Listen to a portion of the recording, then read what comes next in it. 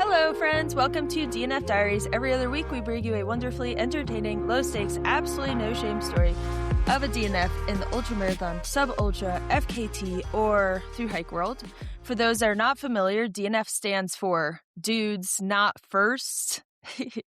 JK, it doesn't mean that. It actually means did not finish, but that is applicable to our episode today, just to give you a little foreshadowing. We are accepting DNF stories through our email, dnfconfessions@gmail.com, or you can slide into our DMs on Instagram at dnf.diaries. Please send us your stories about quitting, DNFing, an endurance effort. If you'd like to be kept anonymous, we can do that as well. But also send your photos in as well. We love to see photos of these DNFs, and we like to use them as the cover photos for the episode. So otherwise, I'm just going to make an AI photo, and nobody wants to use AI in this day and age. So if you don't send me a photo, I'm going to have to do it. Our names. Well, my name is Tara Dower, and my chosen adventure is being inspired and crying on trail all the time now and running and just being so happy to be a woman. Arlee? My name is Arlee Hiskey, and my chosen adventure is running in almost comfortable temperatures. We're so close to it being warm outside. We're so close. And today we have a special guest. Joining us right now is Rachel ENTREKIN, and you can introduce yourself. Hi, my name is Rachel ENTREKIN. I don't have my chosen adventure. I'm probably along the same lines of Tara. I'm just like mostly out there crying. Because I just think it's so cool that we get to do this. So yeah, I guess my chosen adventure is probably eating snacks and crying on trails. And summit hugs. Summit hugs are really fun. Summit hugs. That's a great chosen adventure. Yeah. Summit hugs and snacks. Yeah. Before we get into more of Rachel's story, we're gonna thank our sponsor, Ultra, for sponsoring this podcast. I love Ultra so much. I ran the Temps today, and they're great. I love those shoes. I've been wearing them since I thru hiked the Appalachian Trail, and they've never let me down. Arlee? That's an impressive run you've got there with the Temps. I love the Temps. Same old with the Ultra, with the Torrens and the Olympus. Can't go wrong. Are you on the treadmill these days? No, I'm not. She's in the very manageable temperatures. Yeah. It was light out yesterday morning, which was incredible. It's asking a lot of Vermont, honestly, to be light out. It was light out. It wasn't raining, and I was in shorts and a long sleeve, which is like the perfect. It was really good. Yeah. Yeah, I think treadmills, we're kind of done with that for now. Thank God. It's not really season. I will say I don't know what to do because I'm like in the middle of a season of Real Housewives of Salt Lake City, which was my treadmill show. And I'm like, do I have to wait? Can I start again now? I don't know. Have you started? You should start Love is Blind. You and Cleo should start Love is Blind. Oh, we watched some of it, I think, when you were with us. Maybe last year. You really have to just like watch it. You have to do like a self-intuitive strength program and watch some Love is Blind. I think you'd get a lot out of that. You'd have a lot of rage for many people, and the strength program would just like you'd be cranking it. What is Love is Blind? Great. It's the best. Let me tell you. I don't have so good. The only show I've watched in like the last probably decade is Letterkenny and Shoresy. So I'm not. That's pretty good. Yeah. Love is Blind. They basically all find out that love is not blind, and they do care about what the other person looks like and who they are. They like fall in love with somebody like with this like wall between them. And then once they've like decided to be engaged and get married, they get to like meet each other for the first time. Face to face, baby. And then it like doesn't last. Oh, well, but it's also like a reality dating show. So there's like 15 girls and 15 boys all living together, competing with who's going to fall in love with who. Yeah. Well, Arlee, you forget It's how a lot. Netflix puts it. They put it as an experiment. They're still doing the experiment. It's not a reality show. Are we in Black Mirror right now? Okay, well, yeah, that seems interesting. But all right, I don't know anything about Netflix. So if you ever watch anything ever in the next decade or so, definitely watch that. You'll find a lot of hope in humanity. Okay, Yeah, cool. I'll put it on the list. There's nothing on the list, so it will be next. Yeah, it will be next. All right, so today our episode structure is a bit different because usually we talk about race results from anything that's related to running, but we're actually not really doing that today. We're really only talking about one race instead of whatever else has been happening. And it's the one where I beat the dudes. Yeah, it's that one. And that's the only one we're talking about. Yeah. And honestly, if there was any race that happened, I don't know about it. I was busy. I couldn't tell you a single thing. Yeah. I don't know anything that happened other than Coca-Cola. Me neither. Well, shout out Transvolcania, because I think Blondine and Lucy both got under the course record, and then Emily Forsberg got third, that's a star lineup there. So I was happy for Lucy because she and I are like kind of home. We're like parasocial homies. And I was happy to see her put together a good race because she trains like a gangster and then just kind of like hasn't had a lot of luck in racing. And so for her to get that result is big. So props to Lucy. I don't know the men that won. Shout out Lucy. I don't know who won. So glad we brought another race into this. Yeah. But anyway. You sound like us during the race or the race results. We're like, women, this is what happened minute to minute. And then the men were like, I think this guy won. I mean, I'm super invested. I'm super invested in Killian Gorth, but so I know, I mean, I was really happy to hear. I mean, I love that he won for a lot of reasons for the men. But yeah, I don't know. I just think, I've spent my entire life just hearing about men's sports and that and accepting that was how it was going to be. And women's sports are going to be this afterthought. And now I feel like we're in this era of like, wait a second, but the women are like everyone watches women's sports. Yeah. Yeah. I signed a bunch of those shirts this weekend. Oh, so good. I love that. But yeah, now I feel like we're getting into this era where like women tell really compelling stories.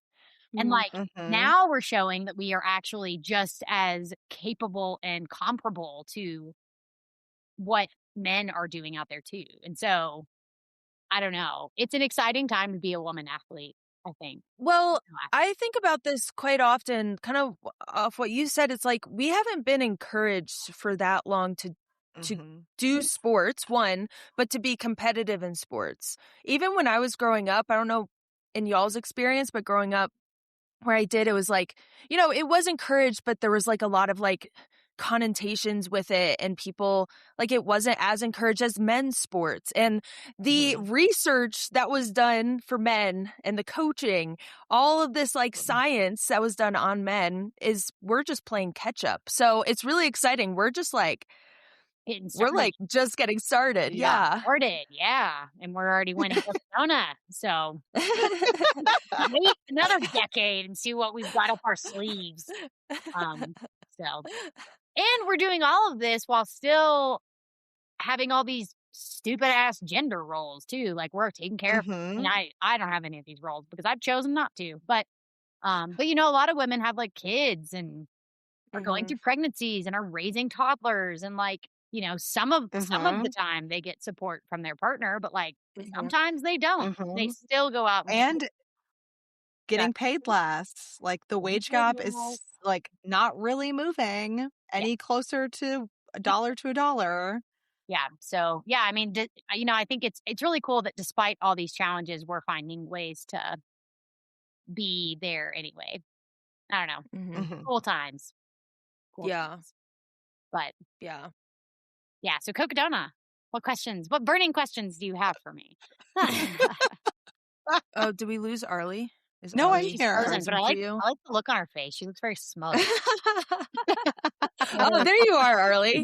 Oh, good. I'm back. Okay. Arlee, do you want to go over the results? Oh, yeah. Well, we'll just breeze through this. 268 people finished the race. 76 of those were women. Wow, I didn't realize that number. That's pretty crazy. Last year there was only 191 finishers. So pretty big jump up to finishing this year. We had 100 more finishes. The pool went from 300 to 400 this year. Of people on the start line? Yes. Oh, cool. Wow. Oh, wow. Mm-hmm. Oh, so that's like pretty comparable amount of finishers then. Probably. And I also saw the amount of women that completed the race was about the same. Like, I think it was like a percentage higher last year, but it was pretty much the same. And really funny story, when I was looking this up, I was like, oh my gosh, I just didn't do it right. The internet is sometimes hard for me, but I was like, oh my gosh, there was 268 women finishers and then I was like 268 people. I was like, that's not right, sick. Actually. Yeah, one day. Cool. Okay, so Rachel obviously finished first overall in 56:09, new overall course record and women's course record as well. Courtney was second and was sixth overall in 61:58, and then Megan Eckert was third female and eighth overall in 63:09. For the boys, we had Killian Korth as first man and second overall in 57:28, which is a new men's course record. Cody Poskin was second and third overall in 58:13. And DJ Fox, oh, that's a fun name. Yeah. I wasn't sure if that was like his real name or his DJ name. DJ Fox, like actually being a DJ and like wiggy like DJ Fox. I always. He was the third male and fourth overall in 59:29. And that's all the results that we're covering. Not to talk about men too much on this episode, but DJ does live in Durango, and I ran with him a little bit, and he was like, really, this was like his laser focus. And I saw him in the field in the beginning, and then he just slowly made his way up, and it was just so exciting to see him podium there. He's been working so hard. Yeah, and he PR'd. I mean, he had a pretty massive PR, right? Because like his time last year was like 78 hours or something. Yeah. Wow. Yeah. Big PR. Yeah. And I mean, same goes for Killian, I think. Like Killian PR'd by 25 hours. I just need to give that. Oh my God. 25 hours. Yeah. That's a whole day and an hour. Yeah. That is a lot of time. So, yeah. Well, we wanna ask you a couple questions before we get into your DNF story. But I just want to ask, was it hard? Nah, it was easy. Well, it was super hard. Of course, it's hard. But I think if if you go into it knowing that it's going to be hard, but knowing that you're stronger, it makes it less hard.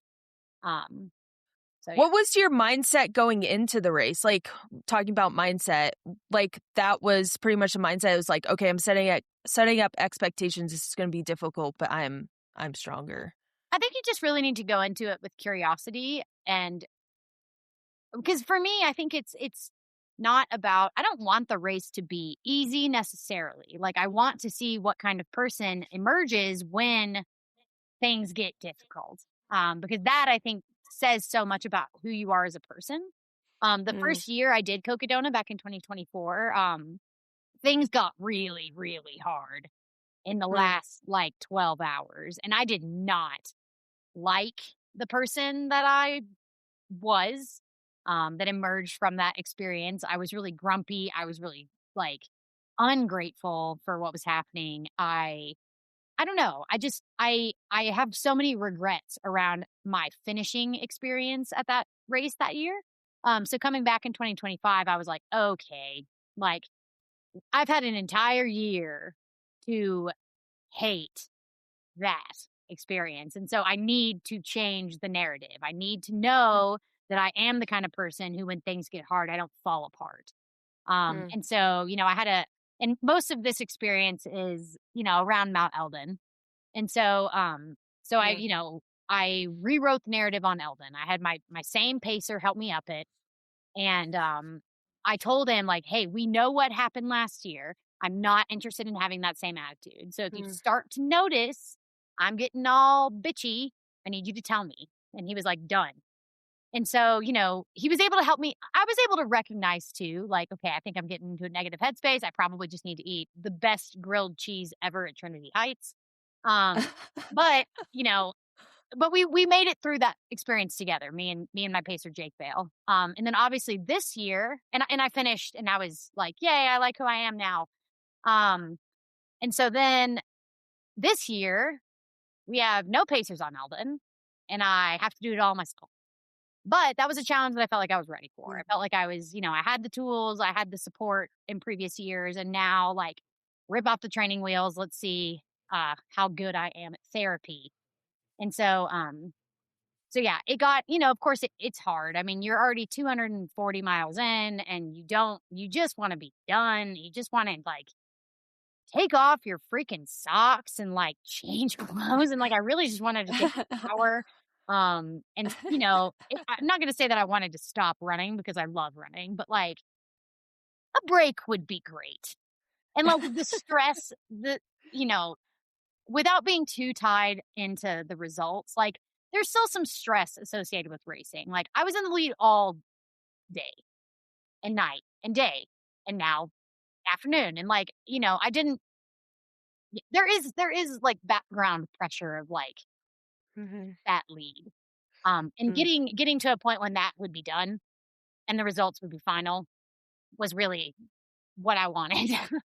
And so it was definitely hard, but I don't know. I mean, I decided, I had this really incredible encounter with a Native American woman halfway up the climb and like, or not halfway up, but like at the beginning of the climb and decided, okay, I'm running this entire climb, hard be damned.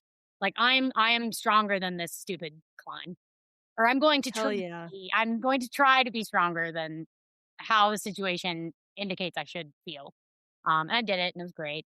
And then I finished and that was even better. And I did it all with a smile on my face and gratitude in my heart. And so, I feel like my story with that race is really nice. But I love that. But that being said, none of it ever comes easily. I don't think I'm putting on a front because I genuinely am enjoying the time that I'm out there. And I do think that like opposite action and like if you smile, then like you are going to feel better if you gaslight yourself enough. I love that. It's a good technique. Yeah. So, that is a technique that I do a lot is, but at the end of the day, like, even though it's really hard, you can still be happy even though things are challenging. Like I don't need to rip other people down because it's not going to bring me up. It's only just going to put all of us at a lower point. So yes, it's very hard. I don't think you can run 250 miles easily. Like it's hard. Have you ever thought about sabotage? Like sabotaging like the Beastie Boys song? Listen up, y'all. We could go that way. I was kind of thinking about, I don't know. Like tripping Killian as he passes me? Yes. Yeah. I thought of it, but I don't think that's very kind. So I only let those go. I notice them and then let them pass like ships in the breeze. Yeah. No, I did joke last year when Eder Ramirez was on my tail. Oh yeah. Yeah. I was like, Jake, if you see Eder, you need to trip him. But that's not very nice or fair. So I don't want to beat somebody because I cheated. I want to beat somebody because Oh, it's fair and square. yeah. Yeah. Yeah, we got you. Be honest, did you take the lead at mile 50 because it was smart racing or because you were tired of hearing other people breathe behind you? I feel like I'm on an episode of Between Two Pines. I took the lead because it felt like the right thing for me to do. I took it around mile 60 because I think Joe, Killian, and I left Crown King together, and we probably ran like 5 or 6 miles together after leaving. And then Killian kind of started running his own race, and Joe and I were like, well, we're sticking together because like we were going a little bit faster. And then we get to there's a section where it's just like undulating endlessly around like a bunch of mountains. So you can just see forever. You can see this double track road that you're running on. And so Joe and I started running that together, and we were putting in good clips, but every once in a while Joe would want to take walk breaks because we were moving. I mean, and it felt fine, but like it's a little weird when you're moving at like an 8:10 pace at mile 50 of a 250. Like that's Yeah. you gotta really self-analyze what you're doing there. And so to kind of mitigate some of that anxiety, Joe was taking some walking breaks, and I would just join him because like it's mile 50, who cares? Yeah.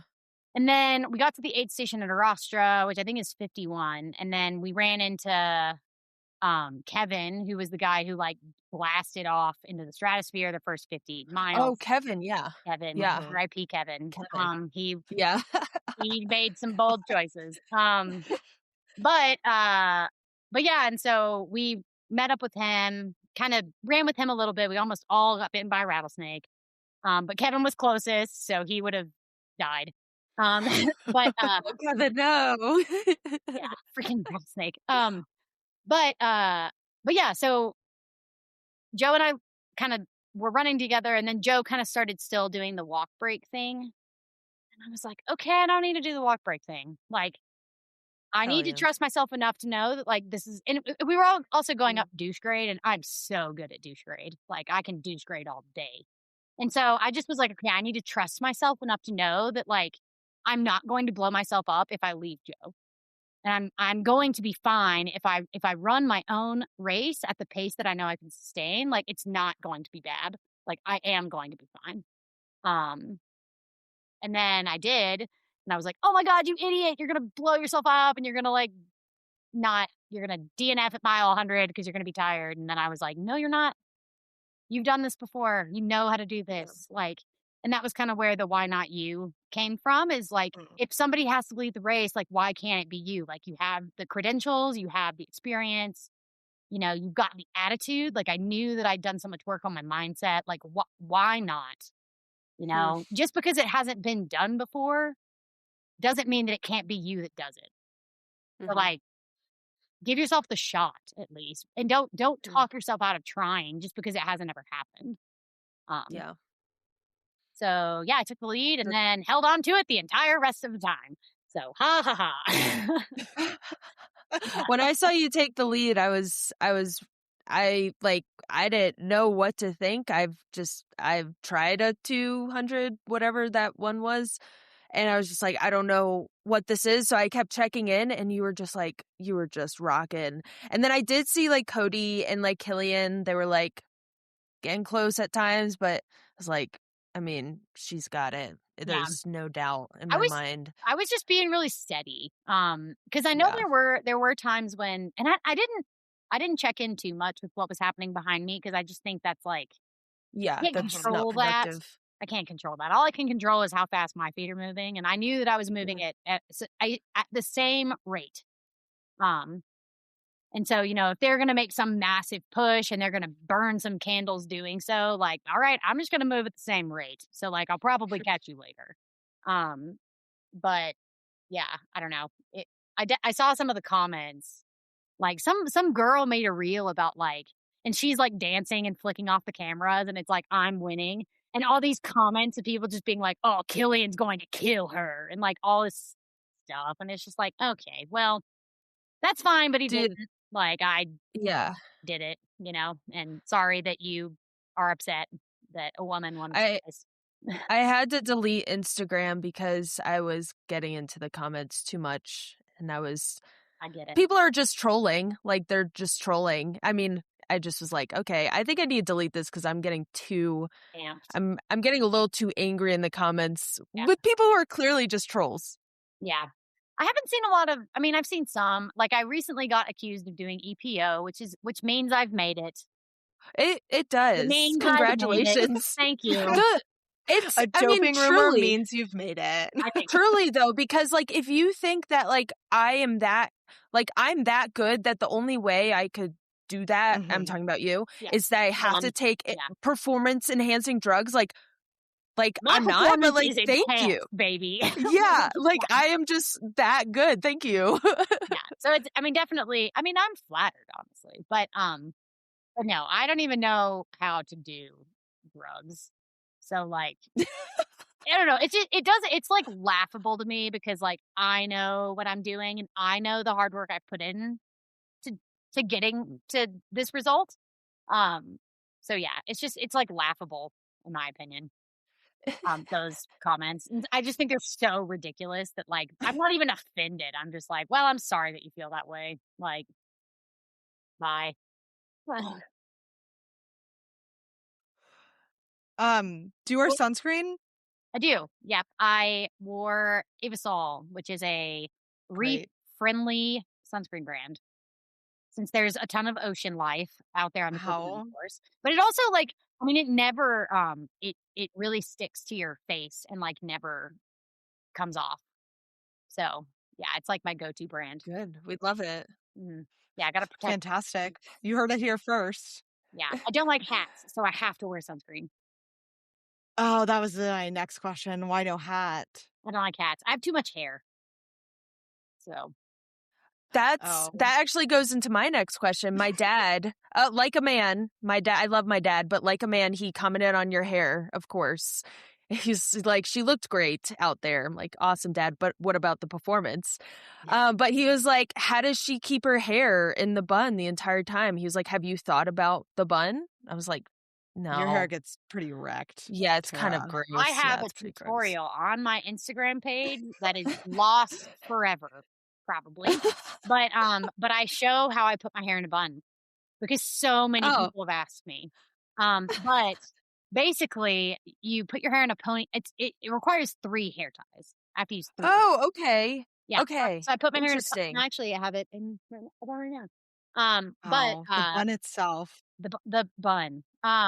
But yeah, so you put it in a ponytail and then you half wrap it and you secure it with an elastic and then you finish it up and you secure it with another elastic.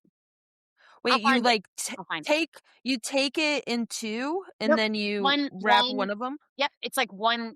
So you do one ponytail and then hold on. We can do this.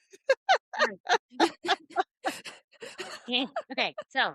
Oh my gosh, your hair. So much hair. Goals. All right, so you got your ponytail. Hold on. All right, so ponytail. Actually, I only have one hair tie right now, but all this hair, and then what you do is you like wrap half of it. Oh, I see. And you secure that, and then you wrap the other half, and you secure that. Oh, did it stay in the bun the entire time? The entire time. I never touched my hair. Wow. And when I took it out, it wasn't a matted, tangled mess either. It just like stayed. Tara, you gotta get on that. It still smells like shampoo, dude. It's like, oh my God, I didn't even stink. Like yeah. I'll show you because I've seen your hair. It looks like it hurts. So. It hurts all the time. Arlee brushed my hair out after the long trail, and I swear I lost like half of my head.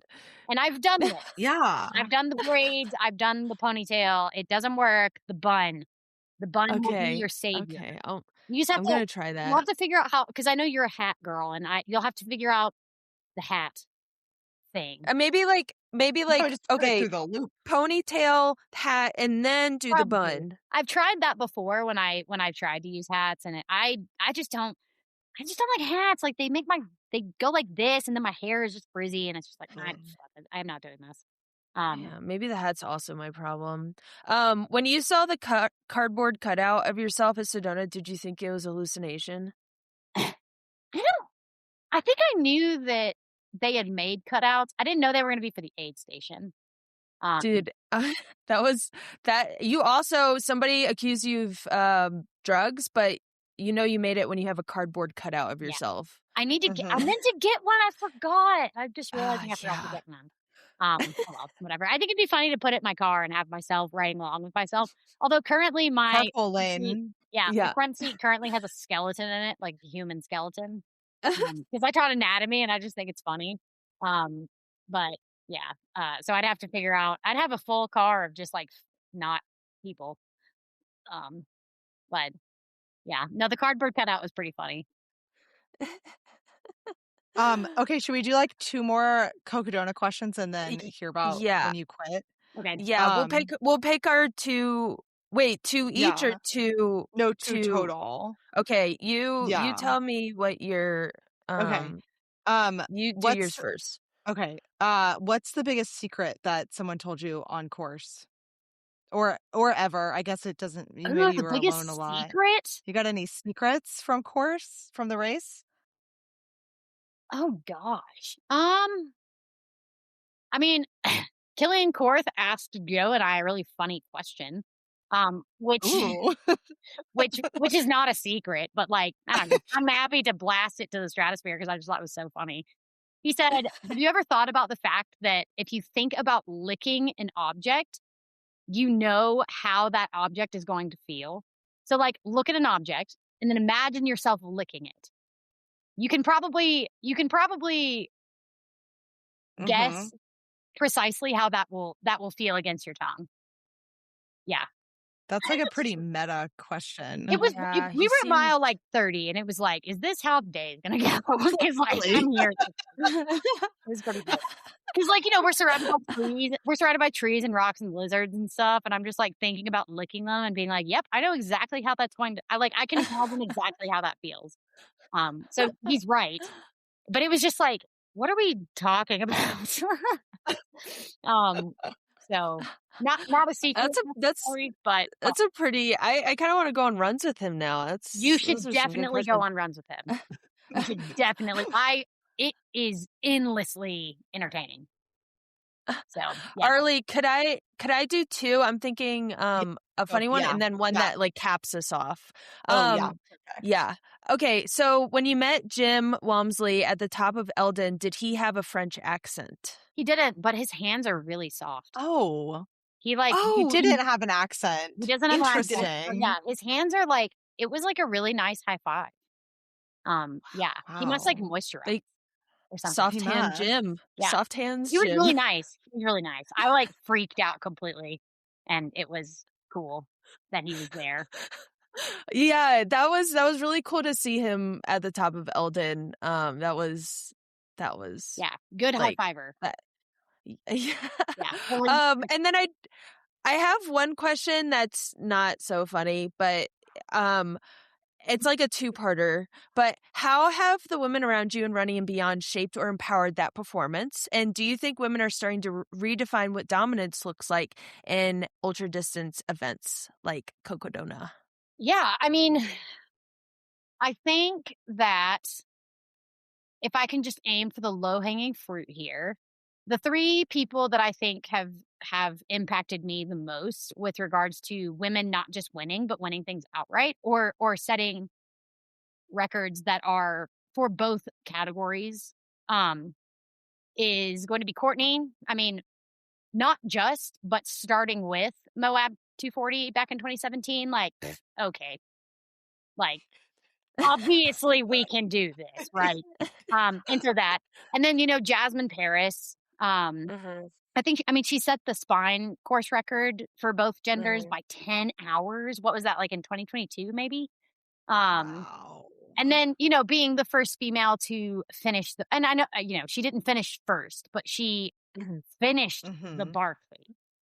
Which Yeah. was like in the past, people are like, women can't do it Laz ever. himself said Yeah. women can't do it. So, that was a gender defying, or like not defying, but just like, hey, it was doesn't like- matter. And then obviously you setting the like AT overall, like clearly when it comes to doing hard, long things, like we are not backing down from those No. challenges. And so I think, this is probably just like another example of that happening. I think there are so many studies that show that as the distances get longer, we are equally, if not more, capable of success at longer things. So yeah, I don't know. I think Somebody in a comment that I did on Facebook, I deleted Instagram, but then I went on Facebook to get into the comments, of course. Yeah. Somebody was like, hey, it seems like this is a little sexist, what you're saying. And I'm like, it's not sexism, it's science. Yeah. So yeah, I mean, we're just made, I think we're just made differently, and that's fine. It's fine to be different than genders have different things, but it's entirely possible that women are just really, really good at long distance things. Science sure seems to indicate that is a fact. Yeah. So, and then your second question was like, well, I don't know. I mean, I think women, I hope that we're just getting started. And I hope that this is just yet another data point in the argument that like we are just as capable, if not more capable. And like, hopefully there's somebody out there that like can blow even us out of the water. I mean, that's the big hope, because that's how we propel the sport forward. Well, the crazy thing is that less women are running ultra marathons, and we're like just getting started. That's an exciting thing. So if more women get into the sport, I think it's just going to get even more exciting. That's why I'm just like, let's go. Yeah, agreed. I don't know how to do that. I don't know. I think this is like one of these, like your performance, Jasmine's performance. I think those are ones that are like encouraging women to like explore these distances, and more women are going to come out. And we'll just have like a bigger pool of women and people in general, doing these kinds of things. So yeah. So that was an incredible performance. We're so excited for you, but we want to know that you're human. So we want you to tell us a DNF about. We want you to tell us a DNF story, so we know you're actually human. So could you indulge us? Yes. All right. So one that doesn't give me nearly the shit that it should, is back in 2024. I was asked to be a part of the United States Spartathlon team. Yeah. Fun fact. What an honor. Yeah. So I did across the years 48-hour, and you just need, I think, like 208 miles in order to qualify, like auto qualify for the team. And that was a goal of mine. Like, I'd never raced internationally outside of Canada, which Canada's better. Well, whatever. We're not going to get into it. Canada and America are both on North America, and I didn't. That doesn't count, in my opinion. I am where my school is like so close to Canada, which makes it seem like even more of the same. Yeah. Like it's like the same language, and like Canada. We drive on the same side of the road. Like, this is not. Yeah. Okay, you have a prime minister. You're not that different. And so yeah, I wanted to do an international race, and so being asked to do that, it was like, all right, cool. But I was at a period in my life where my job, I was living in Los Angeles, so I had to work a lot, and my job, I was 32 or 3 or something, and like, in your 30s is kind of when you're figuring out your career. And I was still working full time as a PT, and I was getting really into oncology rehabilitation. And I decided to become the oncology rehab director, like the program director. And so I was just really busy. And I was trying to still figure out how to balance running, which I loved doing, but was, the more you run, the more you need to run. And so like the demands of that, plus this really challenging job, plus living in Los Angeles and having to manage traffic, plus I have cats. And like, oh my God, I was in a relationship with somebody who like didn't run. And so like I needed to like not run sometimes and like, So, it was just stressful. It was very stressful. Yeah. And so I decided to go to Greece anyway. And actually right before that, I'd been in that oncology rehab job for a while.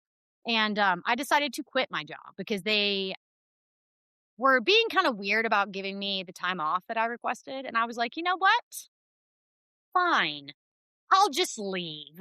And I'll just give myself the time. Yeah. Like, I'll just see myself out. And I had no plan for what I was going to do when I got back from Greece. I had some money, but in Los Angeles, money doesn't last very long. And so, I had no real plan.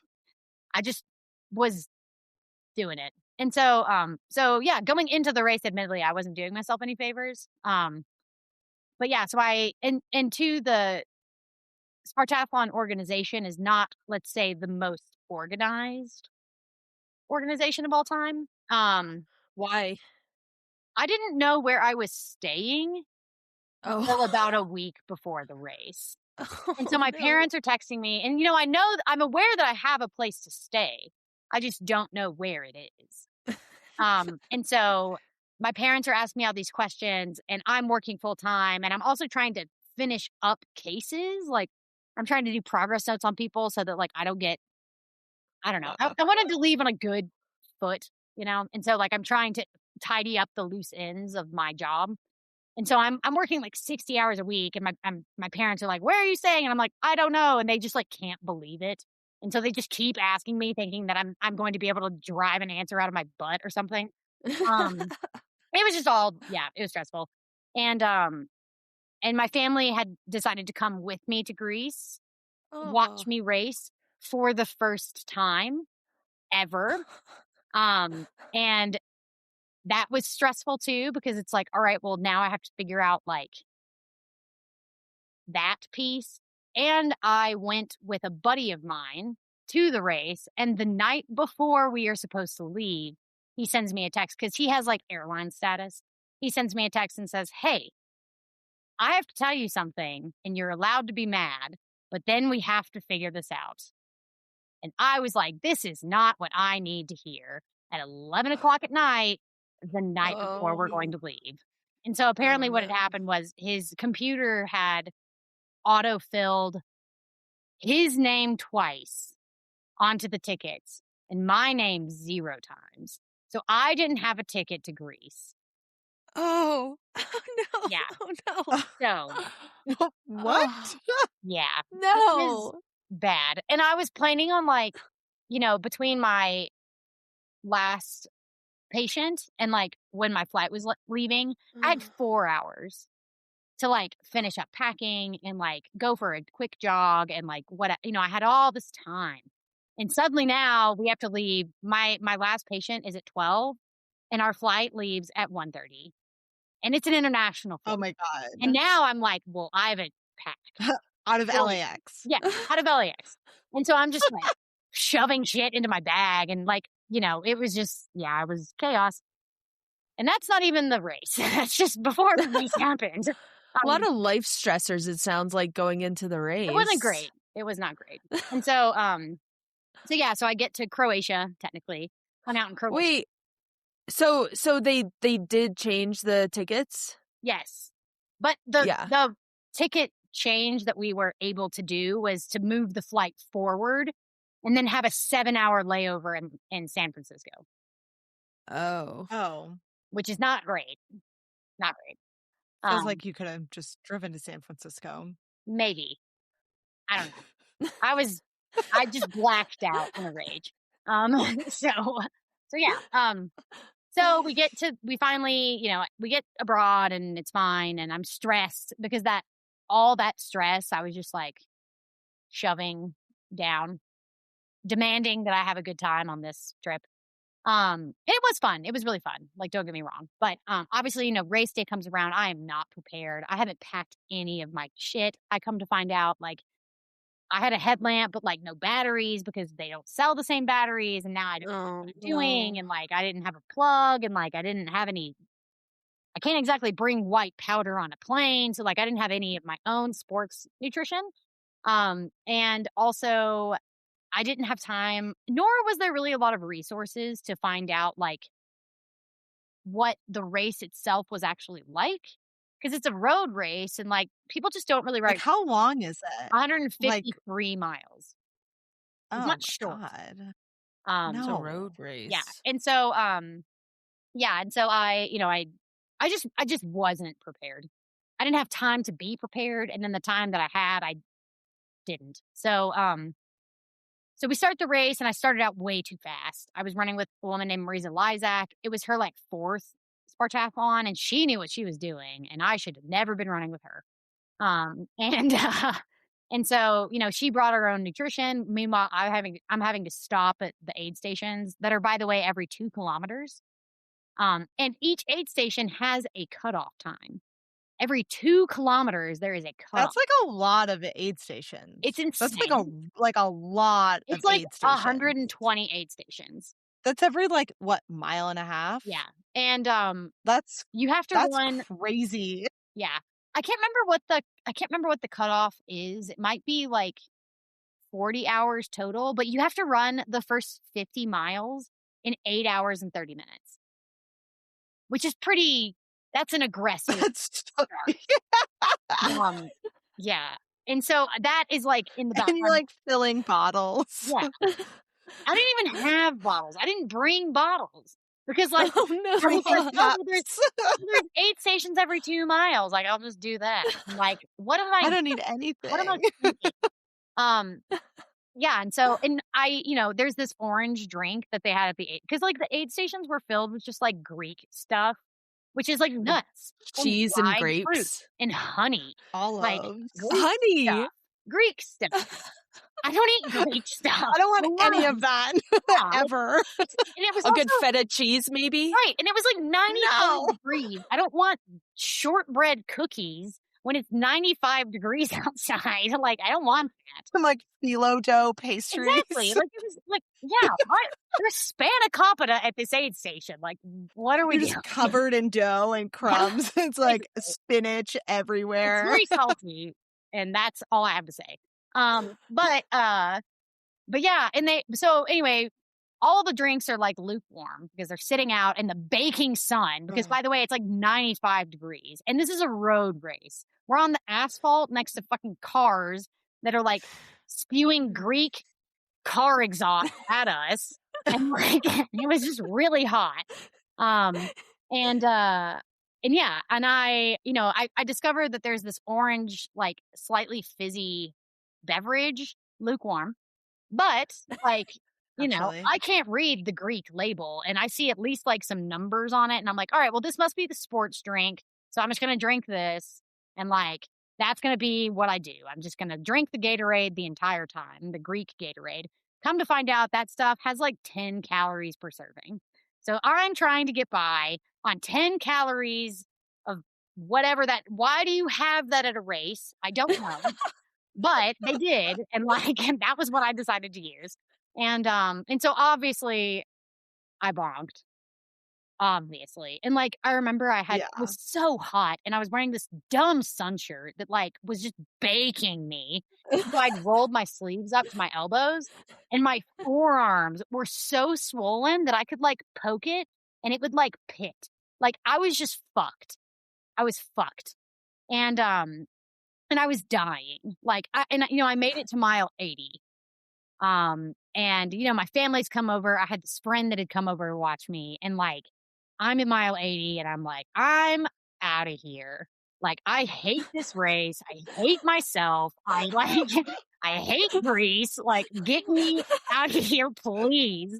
I'm about to have a full on meltdown. And so, and my stomach was like, I don't know what I was eating. And like, so my stomach, I quit the race. I formally withdrew from the race in shame for my entire family and all of my ancestors.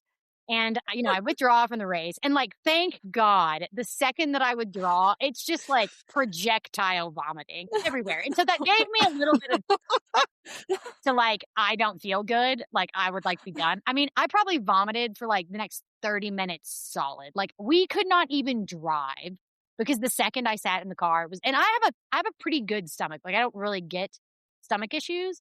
And it was just, like, I was like a faucet of, like, foamy orange beverage. It was Oh my God. nasty. Gross. It was nasty. Bad. Oh Yeah. no. So that was my story. And it's funny because throughout all of this, like my more recent successes, there's been this underlying story of I've not lost a race in like 20 or whatever the number is. And I'm just sitting here going like, what are you guys talking about? Like, that's the failure of my life a year and a half ago that, like, I guess nobody's talking about. But, like, I sure remember that. Like, I will never forget that as long as I live. Like, that was the most spectacular failure ever. Yeah. Well, when you went to Italy for Chianti, did they have the cheeses and the fizzy drinks there on I the brought table my too? own race nutrition because I good. learned Okay, from good, my good. mistakes. Wow. Yeah, I learned. So, but it is funny that you bring up Chianti because, I had this experience in Greece, and that was my international racing experience, was this race in Greece, where I started out too fast and I ran other people's races. I wasn't prepared for my nutrition. I wasn't prepared for like anything. And so, and nobody's talking about this. Nobody's talking about the fact that I just did so poorly at a thing. They're only talking about how I'm winning everything I touch. And like, I don't know. It was just really like nerve-wracking to go to a foreign country and be like, okay, the only experience you have is that one. And like, everybody expects something from you here. And like, all you've ever done is fail spectacularly and disappoint everybody on your team. Gosh. Like, the team manager, I'm going to be polite and say that he was not stoked that I had quit because, I was this up and coming, like, promising athlete, and I made the team, and then I DNF'd hideously. And like, and I quit. And he was just like, I mean, he said some bullshit on Facebook that was just like, I hate that. all right, white guy, like, sit over there. Like, you don't, like, shut up. I already feel terrible, and now you're, like, making me feel worse. So, like, cool. Yeah. Well, also, like, people don't think about why I like this podcast, why I like that we, like, do DNF stories is failure is so important to, like, the human experience and, like, learning more about ourselves. And, like, I don't know what you learned during that race. Much. Yeah. Yeah. So, like, the fact that, we talked to Des Linden about her, was it 2012 Olympics, right, Arlee? At the London Olympics. Yeah. And I mean, that just propelled Des to success. So it's a very closed-minded mindset not to, like, process and think about DNFs or failures. Somebody that is quite hard on people who DNF. I think DNFing is fine. Great. You didn't die. So, like, yeah. Good, which is ideal to not die. Ideal. Yeah. So yeah, I don't know. I mean, I think if everything always goes right, you're incredibly lucky.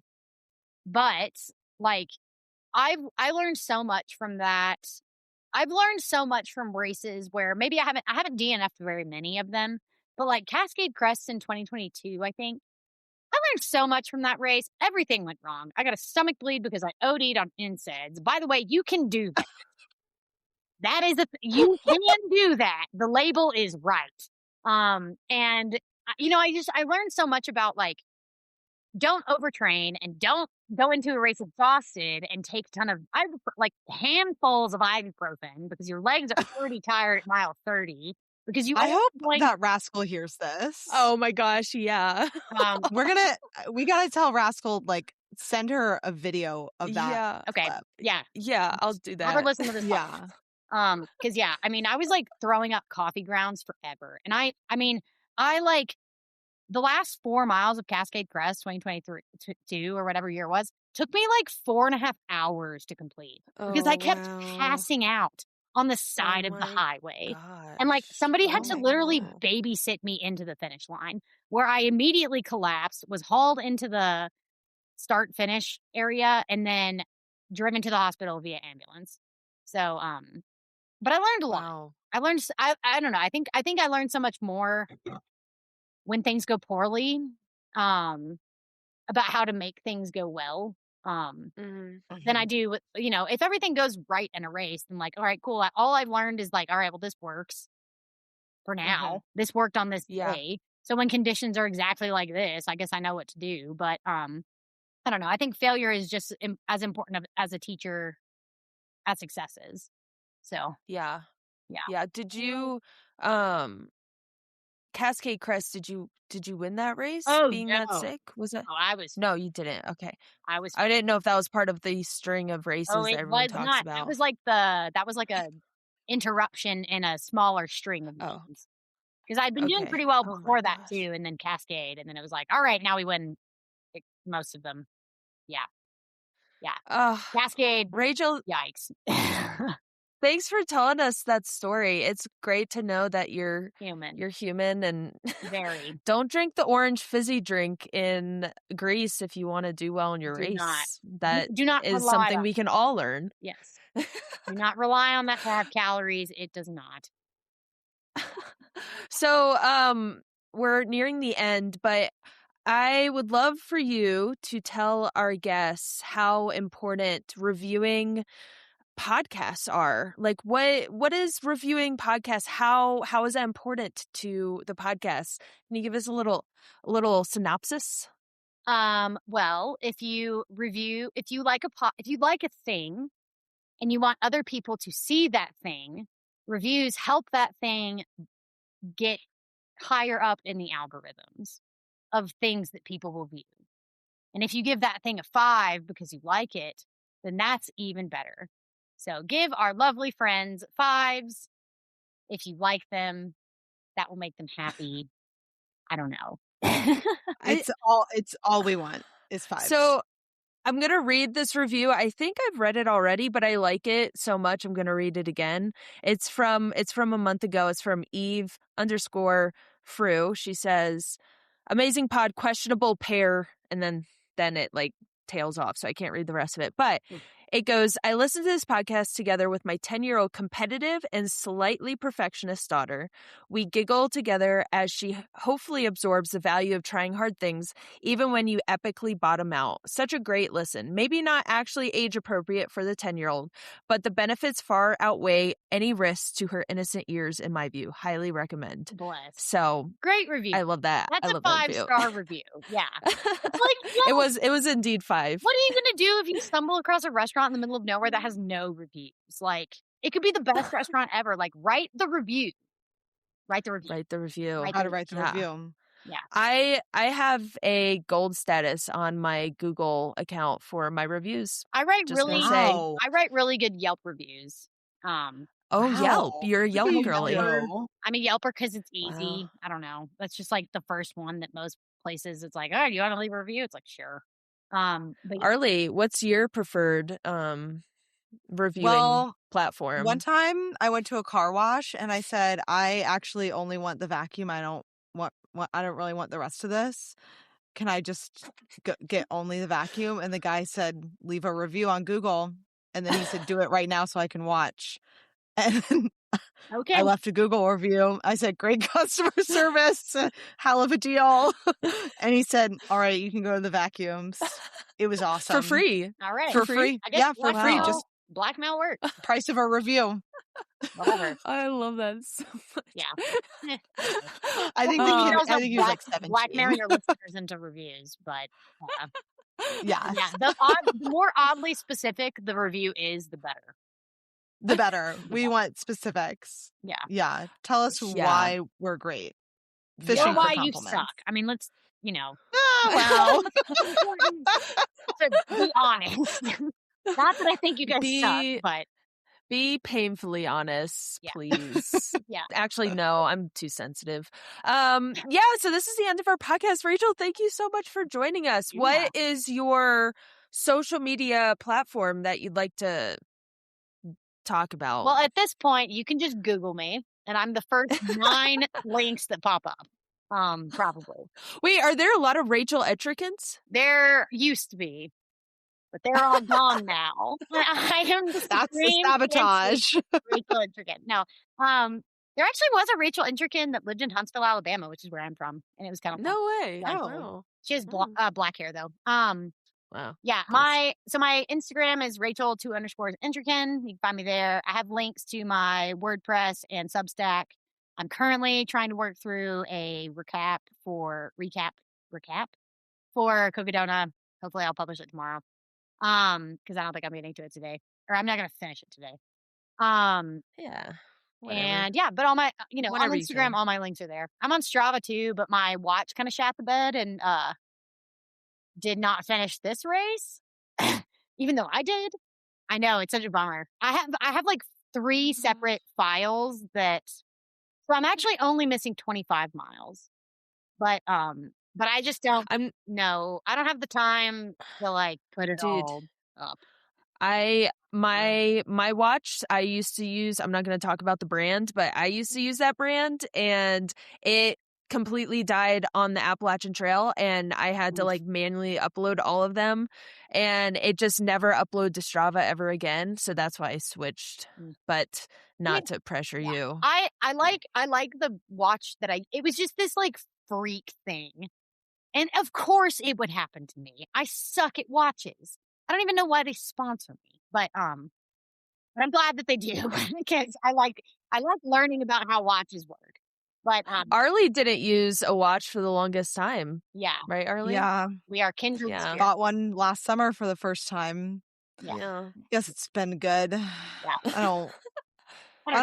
I'm still learning about it. I like watches for I know how to start and stop activities, which is great. Yeah. I like watches for the information that can be shared. Mm-hmm. But I suck at technology and like that is just core Entrekin lore, I suppose. So, my bad. Arlee, now that you're uploading to Strava, what's your Instagram and Strava? Well, my Strava's private, so none of you can see it. Okay, Nobody needs to see it. It's really pretty underwhelming. Okay. Treadmill run. You can find me on Sunto if you really want to look. Oh yeah, we can follow each other on Sunto. Yeah, we need to do that. Andy Sunto also. No way. Okay, I need to get on that. I don't know how it started happening, but every time he does something, I don't really get many notifications on my phone. Like it's really just text messages and Auntie's Sunto activities. That's so funny. Andy's 60-mile-per-hour bikes down from West what's White that? Hill. Yeah. Oh my god. Yes. He's like, how long can I not touch the brakes? And I'm like, that's insane. I think I'd walk down the hill with the bike. Yeah. I think I'd turn around and find another way. On Instagram, a.hisk. That's it. Tara, your turn. Yeah, I'm Tara.Dower on Instagram and something else, something close to that on Strava. Now that Sunto is uploading to Strava, it's crazy now. I'm exploding on Strava, not actual activities.